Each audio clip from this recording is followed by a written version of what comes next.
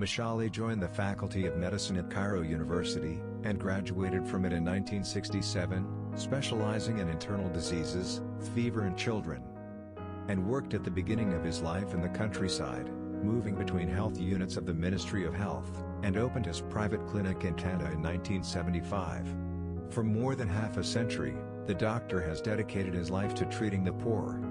Egyptian media recently became aware of the story of Dr. Meshali, who gained fame during his last years and holds the title Doctor of the Gulaba.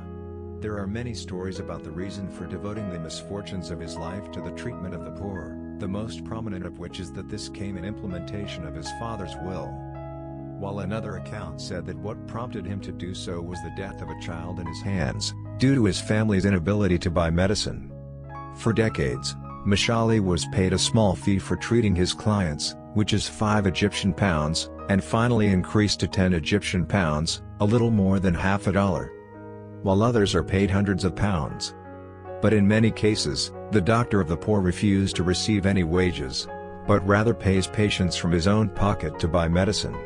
Following the news of his departure, many on social media, especially in Suc, celebrated the man who is seen as a symbol of integrity and altruism. At a time when doctors and health workers around the world are fighting the corona epidemic, the Egyptian Medical Syndicate and Sheikh Al-Azhar mourned the late doctor.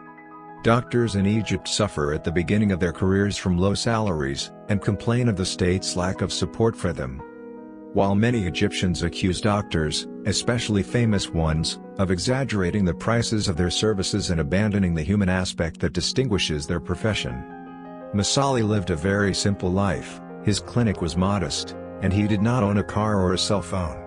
The man refused many offers of aid from charitable organizations and the wealthy, to move to a better-off clinic, and when he accepted some of that aid, on rare occasions, he donated it to the poor and bought medical equipment to conduct the necessary preliminary tests for his patients,